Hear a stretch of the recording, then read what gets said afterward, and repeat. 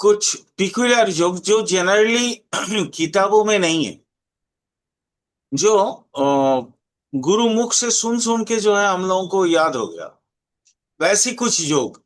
लेकिन इसकी बहुत ज्यादा जरूरत नहीं पड़ता वास्तविक जीवन में। जरूरत इसलिए नहीं पड़ता क्योंकि हम लोग सीखे हैं, बट हम्म। हम भूलते नहीं हैं। जैसे उस दिन राम अवतार जी, आप शायद सुने होंगे, मैंने बोला जारज जोग, याद है ना? हम्म।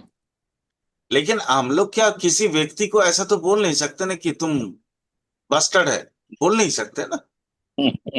नहीं बोल सकते ना सर। तो लेकिन हमको क्या है ना, एक्चुअली क्या है, एक एस्ट्रोलॉजर को कई सारे चीजों की बारे में उसके दिमाग में होनी चाहिए। कारण क्या है, आज मैं इसका कारण बताता हूं। सर, एस्ट्रोलॉजी, जब आपके किसी भी कोई भी एस्ट्रोलॉजर के पास जब क्लाइंट आते हैं, तो क्लाइंट का बहुत सारा मुख्य उद्देश्य होता है कि उसके प्रॉब्लम सॉल्यूशन के लिए वो एटलीस्ट कम से कम एक रेमेडी मिल जाए उसको। ठीक है सर? क्योंकि देखिए, रोगी जैसे डॉक्टर के पास जाते हैं, तो समय का मारा हुआ व्यक्ति ही एस्ट्रोलॉजर के पास आता है। बहुत कम लोग होंगे जो समय को समझने के लिए एस्ट्रोलॉजर के पास आते हैं। मैं ये नहीं कहता हूं कि हर एक व्यक्ति अ, वक्त का मारा हुआ एस्ट्रोलॉजर के पास आता है। हम जैसे कुछ लोग भी हैं जो हम अपने वक्त, आने वाले वक्त को समझने के लिए या दिशा निर्देश पाने के लिए हम एस्ट्रोलॉजर से मिलते हैं या खुद ही देखते हैं, है ना सर? तो यहाँ पे वो दो बातें आपको याद रखनी। पहली बात कि एस्ट्रोलॉजर अगर वक्त का मारा है, वो हमारे पास रेमेडीज के लिए आ रहा है।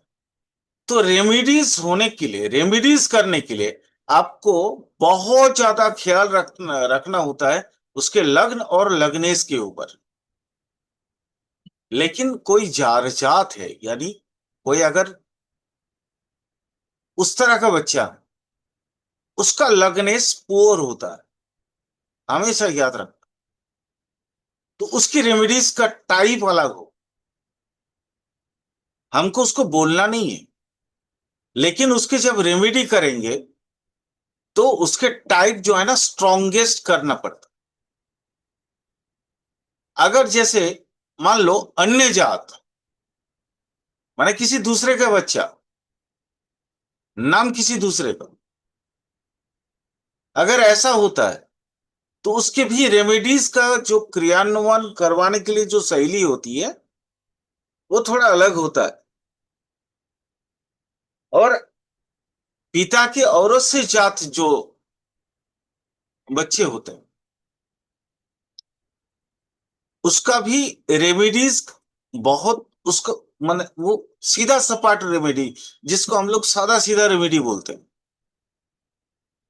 कारण क्या है, आपको डीएनए मालूम अगर हो जाता है, तो डीएनए मालूमात अगर है आपके पास कि हाँ फलाना व्यक्ति की वो पुत्र है, उसके मतलब बायोलॉजिकल फादर अगर वो है, तो आपके पिता के गुण के जो अवगुण है उसको हटा के जो विशेष गुण उनके अंदर, पिता के अंदर है, वो गुण बच्चे के अंदर आप प्रमोट कर दीजिए, उसको बढ़ा दीजिए।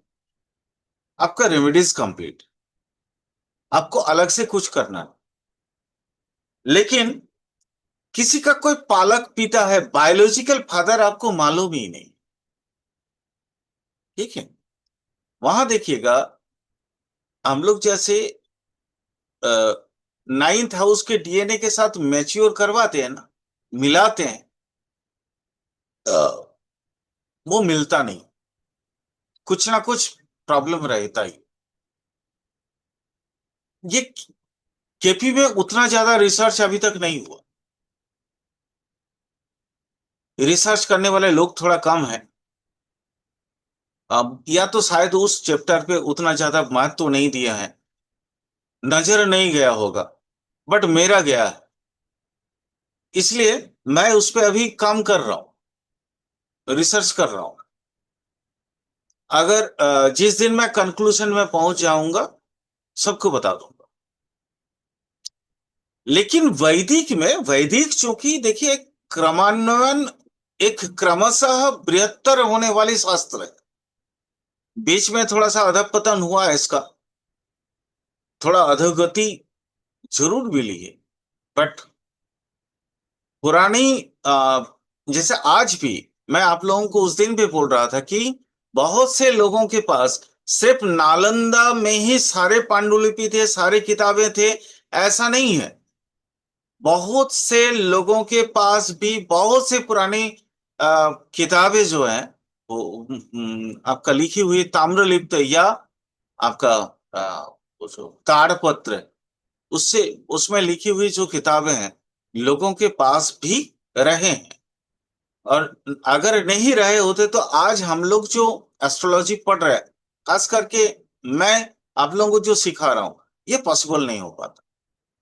ठीक है, क्योंकि ताड़पत्र वाली किताबों से ही मेरे गुरुओं ने कुछ कुछ उदाहरण उठा के मेरे को सिखाया, और मैं आप लोगों को दे रहा हूं। ठीक है, इसलिए ये जानना जरूरी है। इसलिए लग्न और लग्नेश, क्योंकि रेमेडीज पास में लग्न और लग्नेश का महत्व सबसे ज्यादा है। उसके बाद जो महत्व आता है, वो आपका त्रिकोण का, मतलब लग्न, पंचम और नवम का, रेमेडीज के नजर में बता रहा हूं। उसके बाद अगर किसी व्यक्ति का, कोई भी व्यक्ति, कोई भी जातक, अगर लग्न बलवान है, तो जातक जल्दी कहीं पे भी वो फेलियर नहीं होता। लग्न कमजोर है परंतु त्रिकोण बलवान है, यानी लग्न, पंचम और नवम की जो कॉम्बिनेशन है, वो बहुत स्ट्रांग है, तो जातक को कोई भी व्यक्ति पराजित नहीं कर सकता। ये दूसरा पॉइंट। तीसरा पॉइंट, मान लीजिए दोनों ही कमजोर मिला, लग्न, लग्नेश भी कमजोर और त्रिकोण भी कमजोर मिला, धर्म त्रिकोण पहला। त्रिकोण बेसिकली इसी को माना जाता है, इसी को कहा जाता है लग्न, पंचम और नवम का जो रिलेशन है। बाकी जो त्रिकोण कहा गया, सब अलग अलग नाम से कहा जाता है, जैसे अर्थ त्रिकोण, काम त्रिकोण, मोक्ष त्रिकोण, अलग। बट त्रिकोण का मतलब है लग्न, पंचम और नवम का रिलेशन, या उसका कॉम्बिनेशन। तो त्रिकोण भी मान लीजिए कमजोर है, तो उसके बाद आपको जाना पड़ेगा, केंद्र देखना है। केंद्र में कैसे ग्रह किस तरीके से अवस्थित है, पाप या शुभ ग्रह या कुरु ग्रह, कौन से ग्रहों के अवस्थान कैसा है, उसके हिसाब से आप बल निकाल सकते हैं उसका। अगर वहां पे भी आपको पूरी तरह से पता नहीं चलता है, तो आप रेमेडी नहीं कर पाएंगे। फिर आपको अंधा जैसा ढूंढना पड़ेगा। ठीक है, ये ढूंढने की शैली के वजह से एक सिद्धांत तैयार हुआ था, जिसको भृगु नंदी नाड़ी के नाम से आज हम लोग जानते हैं।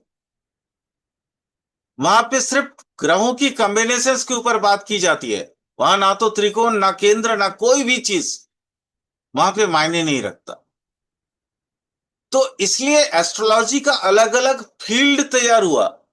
इंसान जब बेसिक, वास्तविक जो एस्ट्रोलॉजी है, वास्तविक जो ज्योतिष है, अगर समझ नहीं पा रहा है, तो उसके दिमाग में तो क्वेश्चंस बहुत है, और क्वेश्चंस का आंसर भी वो पाना चाहता है। तो वो मान लीजिए एक ये तरीका देखा, ये 20, 25, 50 कुंडली में, 100 कुंडली में लगा के देखा, नहीं ये तरीका तो काम कर रहा है। तो अगर ये तरीका काम कर रहा है, तो उन्होंने कोई नाम दे दिया उस तरीका का, और वो तरीका को मार्केट में लेके आए, या उसी तरीके खुद भी प्रैक्टिस करने लगे। बट अल्टीमेट उद्देश्य एक ही है, रेमेडी करके आपके प्रॉब्लम को सॉर्ट आउट करना। तो ये रेमेडी करने के लिए लग्न और लग्नेश को देखना बहुत जरूरी होता है, जिसके कारण मैं ये योगों को थोड़ा सा मैं आप लोगों से शेयर करना चाह रहा हूं। ठीक है। कुछ ऐसे योग हैं जो नॉर्मली मेरे कहते हुए आप लोगों को मालूम पड़ जाएगा कि वहां लग्न लग्नेश ना देख के भी, भावेश को देख के भी आप उसको कह सकते हैं या कर सकते हैं। चलिए, मैं थोड़ा सा आप लोगों को बताता हूं। जैसे अ, रामावतार जी, थोड़ा बताएंगे, मैं आपको कहाँ तक ये बोला था। आपने सर कल बताया था 10th Lord and 6th Lord दोनों अगर 10th हाउस में बैठ जाएं तो तो पिता का जातक जो, के पिता पिता का का चरित्र चरित्र सही दोष होगा। होगा। हाँ जी जी जी, वहां तक बताया था ना। जी। ठीक है, ओके, चलिए। तो आज हम लोग बात कर रहे हैं लग्नेश। लग्नेश अगर क्रूर ग्रह के साथ जुति बनाकर, लग्नेश अगर क्रूर ग्रह के साथ युति बनाकर सेकेंड हाउस पे बैठ गया हो,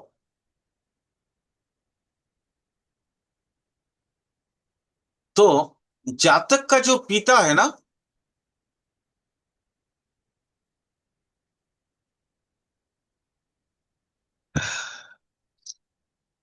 वो उसको जो है ना, माने जैसे जो क्या बोल सकते हैं उसको, मतलब ऋषि मुनि तो आजकल है नहीं। तो मतलब जो आपका समाज की जो उच्च वर्ग है ना, अभी हम्म। तो ऋषि मुनि नहीं है, तो समाज का उच्च वर्ग बोलेंगे, है ना। जैसे आईएएस आईपीएस वगैरह ये जो है, उन वो व्यक्ति अ, उनके परिवार या उनके स्त्री के माध्यम से उसको आर्थिक इनकम होगा। किसको, जातक के पिता को? जातक के पिता को। परिवार के लोगों से होगा या किसी दूसरे से होगा? किसी दूसरे का मतलब, जो हायर लेवल पे है, जो समाज में बहुत मान्य व्यक्ति है, मान्यवर है, उनके स्त्रियों के माध्यम से जातक के पिता के पास अर्थागम होगा।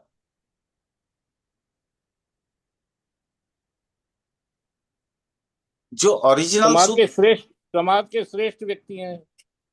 जो भी है मान्यवर जो है, ऊंचा वर्ग जो है, ऊंचा वर्ग में कोई जात की बात नहीं कर रहा हूं। हाँ हाँ। मैंने जैसे एक्चुअली जो सूत्र है ना, साधु जन्म, साधु जन तो है नहीं, ऋषि मुनि है तो है नहीं, है ना। तो ऋषि मुनि नहीं है, तो वर्तमान के समय में डिकोड कर रहे हैं हम। हाँ, तो मतलब श्रेष्ठ जन की स्त्री के माध्यम से ना। हाँ हाँ, स्त्री के माध्यम से अर्थागम होगा उसका। ये जातक के पिता को होगा। ठीक है।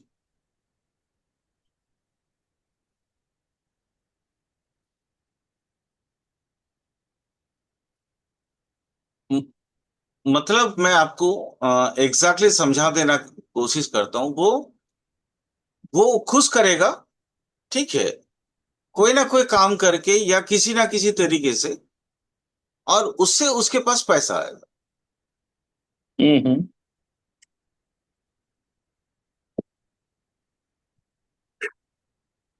हाँ, उसकी ब्लेसिंग्स मिल जाएगी उसके हाँ, पापा को, जो भी, मतलब ये जो भी, हाँ, जो भी। Financial blessing. जी। ठीक है सर। चलिए, एक बहुत बड़ा सूत्र मैं आज आप लोगों को दे देना चाहता हूँ। सूर्य और मंगल, सूर्य और मंगल, ऑब्लिक दे देना, सूर्य अथवा मंगल। पहले तो अच्छा, इसको दो पार्टों में करते हैं। रुको रुको रुको, आप पहले देखो, सूर्य और मंगल, पहला पार्ट लिखो। सूर्य और मंगल हम्म। शनि के साथ कनेक्टेड हो जाए,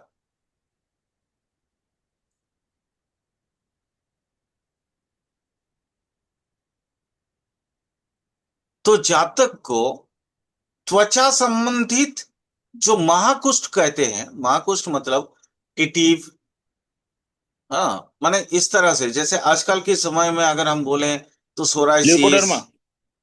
सोराइसिस, हाँ वो स्फेती भी है। कोई भी इस तरह महाकुष्ठ जो होते हैं, वो उस समय की भाषा थी। अभी तो कुष्ठ बोलने से लोग लेप्रोसी समझते हैं, बट कुष्ठ का मतलब लेप्रोसी नहीं है। कुष्ठ का अब वो मतलब होता आजकल है, लेप्रोसी नहीं सर, ल्यूकोडर्मा भी तो है ना। आहा, मेरी बात को समझ लो पहले आप पूरा। हम्म, 8 प्रकार की जो त्वचा का बीमारी है उसको महाकुष्ठ बोला जाता है। आठ ठीक है प्रकार की, जैसे ठीक है। उसमें से सोराइसिस है, ठीक है। हम्म। उसको कीटीव एक, ये हो गया। दूसरा जैसे स्किन कैंसर होता है, ठीक है। तीसरा जैसे आपका स्वेती, आप जिसको कह रहे हो लिकोडर्मा, ठीक है, वो आ, उसको विटिलिगो की लिगो भी बोला जाता है वो। वीटिलो। हाँ, और चौथा होता है आपका जैसे एक्जिमा, जो बृहत्तर एरिया बेसिस में होता है, वो भी। उसके बाद ये जो गलित कुष्ठ, गलित कुष्ठ का मतलब होता है आपका लेप्रोसी, वो भी। ये इस तरह से 8 प्रकार के जो कुष्ठ होते हैं, 8 प्रकार के महाकुष्ठ। महाकुष्ठ का मतलब होता है त्वचा की बीमारी। गलित कुष्ठ को अंग्रेजी में बोला जाता है लेप्रोसी, ठीक है। तो इनको कहीं ना कहीं किसी ना किसी तरीके का इस तरह का आपका वो त्वचा का बीमारी होगा। और वो असाध्य बीमारी, असाध्य बीमारी जो या असाध्य कह सकता हूं, या तो कृच्छ साध्य कह सकते हो आप। मतलब वो आम तौर पे हर एक डॉक्टर से वो ठीक नहीं होता। क्लियर? तो पहला मैंने बोला सूर्य और मंगल, सूर्य और मंगल शनि से कनेक्टेड। यहाँ पे दोनों चीजें हैं। सूर्य भी कनेक्टेड टू द सेटर्न, और मंगल भी कनेक्टेड टू द सेटर्न। तो हो सकता है सर ऐसी जगह पे, ऐसी जगह पे सेटर्न बैठा हो जो दोनों पे दृष्टि दे रहा हो, या सर ऐसा भी। सैटर्न की राशि होने पे भी। हाँ, सेटर्न के राशि होने में भी हो सकता नहीं। हाँ हाँ, यस, सेटर्न के राशि होने में भी कनेक्टेड होंगे, बिल्कुल। तो हम्म, इस तरह का प्रॉब्लम्स वहां पे, मतलब उनका जैसे एलर्जी, बहुत बड़ा जो स्किन एलर्जी वगैरह का होता है। जैसे वो आजकल आर्सेनिक इफेक्ट आता है ना स्किन पे बहुत सा ज्यादा, ये हम्म। सारे चीज भी माकुष्ठ में से ही आता है। तो इन सारे चीजों पे कोई ना कोई त्वचा वाली बीमारी जरूर होगी, और जो जल्दी ठीक नहीं होने वाली। माने जैसे आप आजकल के मेडिकल साइंस में गलित कुष्ठ यानी लेप्रोसी को बहुत ज्यादा लोग समाज में जो है फैलाया गया, ताकि मतलब ये इसका ट्रीटमेंट है वगैरह वगैरह वगैरह, जो या किस तरह से इससे बच सकते हैं इत्यादि के बारे में जागरूकता लाया गया था, लाया गया है। बट सेती वगैरह का जागरूकता अभी तक नहीं आया, सोराइसिस का जागरूकता अभी तक नहीं आया। कहने का मतलब इतना ही है। ये लिख लिए, नंबर 1। ठीक है सर। ये असाध्य में से है, असाध्य। वहां साइड में लिख देना हाइफन देके। असाध्य मतलब बहुत कम डॉक्टर या कम ऐसा कोई जगह होगा जहां से ये ठीक हो सकते हैं। उसी में पार्ट बी में लिख देना आइदर, सिर्फ एक, माने जैसे शनि शुक्र मान लो, सॉरी, शनि सूर्य युति बन गया, कनेक्टेड हो गया, ठीक है। या मंगल शनि का युति बन गया, कनेक्टेड हो गया। हम्म। इस तरीके के मतलब अलग अलग तरीके के सूर्य के साथ, तो वहां क्या होगा, वहां पे भी स्किन के प्रॉब्लम होंगे, बट वो इजीली क्योरेबल या कृच्छ साध्य में क्योरेबल है। इसलिए दो पार्ट अलग अलग करवाते। ये मेडिकल एस्ट्रोलॉजी का है, खास करके ये मेरा सब्जेक्ट है आयुर्वेदिक एस्ट्रोलॉजी।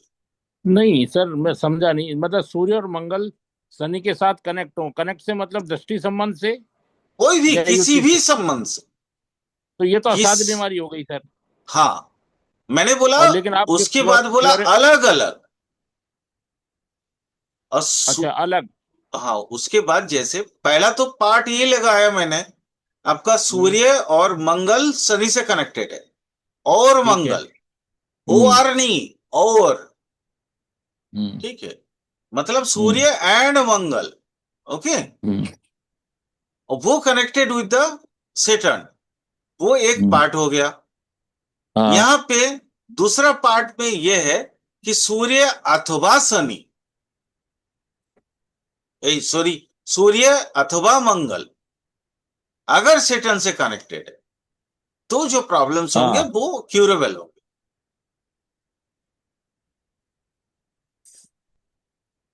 हाँ, एक चीज ये और बता देना चाहता हूं इसी भाषा में। सेटर्न और मंगल या सेटर्न सन, देखो मंगल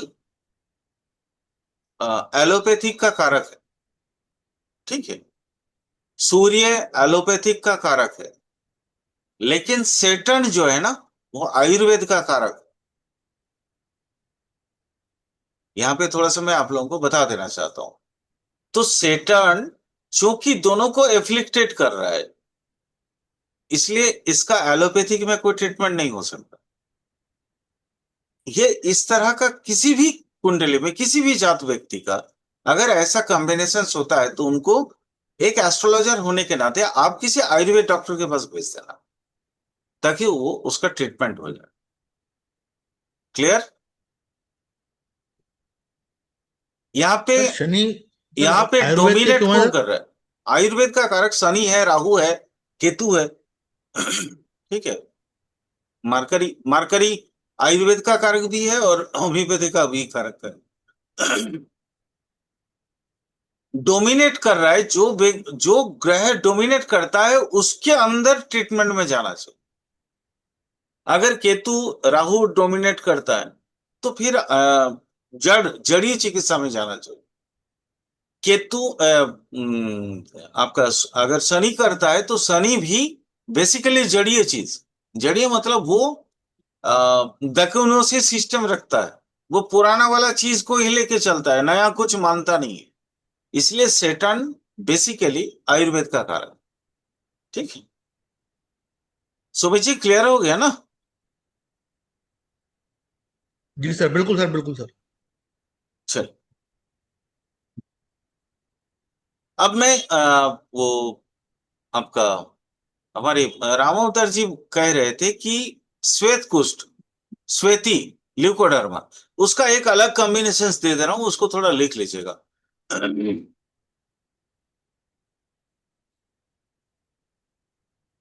लग्नेश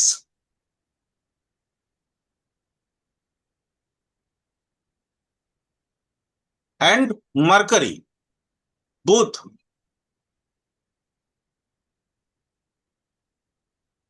ऑब्लिक दे दीजिए, ऑब्लिक, मंगल एंड चंद्र।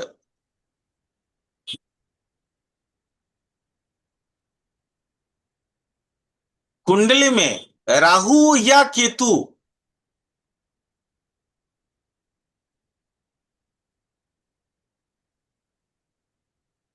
से कनेक्टेड या दृष्ट या ज्योति बन जाए तो वो श्वेती वाला प्रॉब्लम आएगा,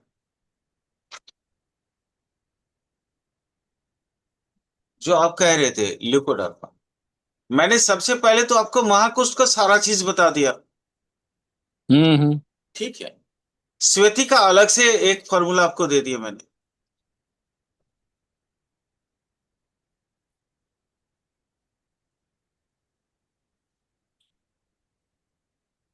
चलो, विटिलिगो होगा ना?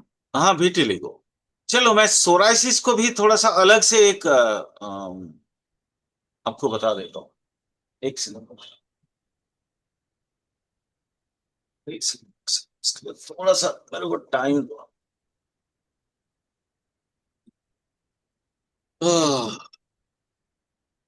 एक सेकंड का समय देना आपको। सोराइसिस वाला मैं थोड़ा रिसर्च किया हुआ है, साइड में लिखा हुआ है। मंगल चंद्र का तो कल आपने एक और बताया था ना सर? वो अलग कुछ बताया होंगे। हम्म। अच्छा, ये लिख लो, सॉरी, पुराना मेरा डायरी, जो रिसर्च डायरी है वो निकालो, इसको लिख लो।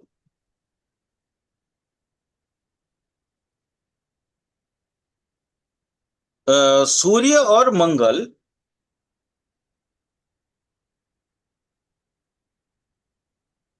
सूर्य और मंगल शनि से युति बनाएंगे तो सोराशिस।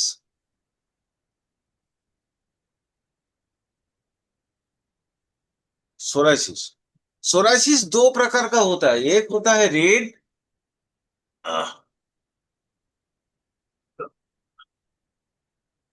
एक होता है रेड वाला, एक होता है काला वाला। तो दोनों में से कोई एक होगा, ठीक है, चाहे रेड वाला होगा या काला वाला होगा। क्लियर? भूल सर गए? रेड और ब्लैक होने से भी क्या प्लैनेट्स का कुछ डिफरेंस आता है? नहीं नहीं, मैंने आपको प्लेनेट दे दिया ना, सूर्य हाँ पर प्लस मंगल प्लस शनि, मंगल। हम्म। त्रिग्रही अच्छा योग। ठीक है। अगर एक ग्रह एक भाव में हो जाए, सूर्य हम्म। शनि, सूर्य मंगल और शनि अगर एक ग्रह पे एक भाव में आ जाए, या सूर्य मंगल आ जाए शनि के द्वारा दृष्ट हो जाए, या सूर्य शनि आ जाए मंगल के द्वारा दृष्ट हो जाए, ठीक है, तो सोराशिस 100% होगा। सर ये ट्रांजिट में देखेंगे, कैसे देखेंगे? नहीं भैया, ट्रांजिट से यहाँ कोई मैटर ही नहीं, यह आपका स्नैपशॉट, आपका कुंडली, यह आपके कुंडली देखना है। तो मतलब वो लाइफ में एक बार होगा ही लाइफ ऐसा? में एक बार नहीं होगा। देखिए, एक्चुअली सोरासिस एक ऐसा बीमारी है जो पता नहीं चलता है, लाइफ में कभी भी हो सकता है। जैसे जी सर। कभी भी एक बार हो सकता है। आ, ये एक्चुअली मैं इसका पूरा रिसर्च करके बैठा हूं, इसलिए मैं आपको बता सकता हूं। ये लाइफ में एक बार नहीं, अगर बहुत अच्छे डॉक्टर भी मिल जाए, फिर भी ये 3 टाइम्स रिवाइव होते हैं, 3 बार रिवाइव होते हैं। तो यानी जीवन में 3 बार जरूर होगा ये, पूरे लाइफ पे मैंने आपका जो विंशोत्तरी दशा सिस्टम है 3 बार जरूर आएगा। क्योंकि 3 ग्रह का ये कॉम्बिनेशन बन रहे हैं, देखो, हम्म। सूर्य, सूर्य, शनि हम्म। और मंगल। तो हाँ। सूर्य की दशा हाँ। अंतर्दशा में आएगा, शनि की दशा अंतर्दशा हाँ। में आएगा, मंगल की दशा अंतर्दशा में आएगा। अच्छा। सर मेरे मेरे को भी 2 बार हो गया लाइफ में, बट मैंने अंतरदशा चेक करके आपको बताऊंगी। क्या हो गया? नहीं, ये प्लेनेट सोराइसिस। प्लेनेट मैम, न, प्लेनेट कनेक्ट कर रहे हैं क्या आपके?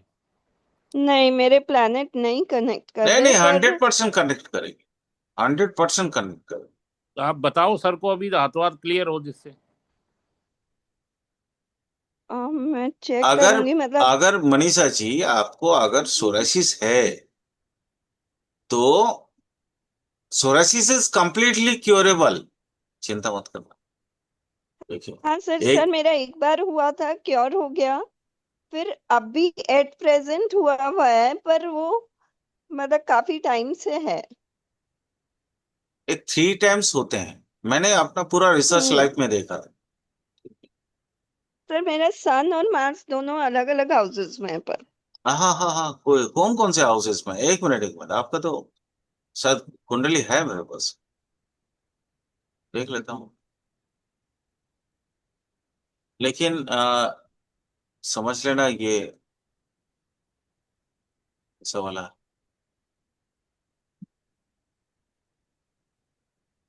ये रेड एंड ब्लैक दोनों तरह का सोरासिस। तो ये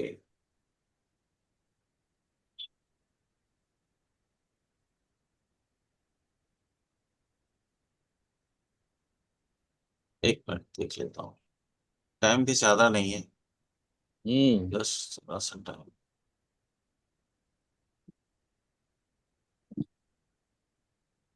नहीं है। उस दिन किया था ना, पता नहीं। हाँ,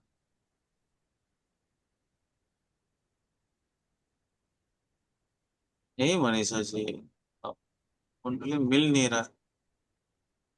सर मेरा सेकंड हाउस में सन, सॉरी थर्ड हाउस में सन है और फोर्थ हाउस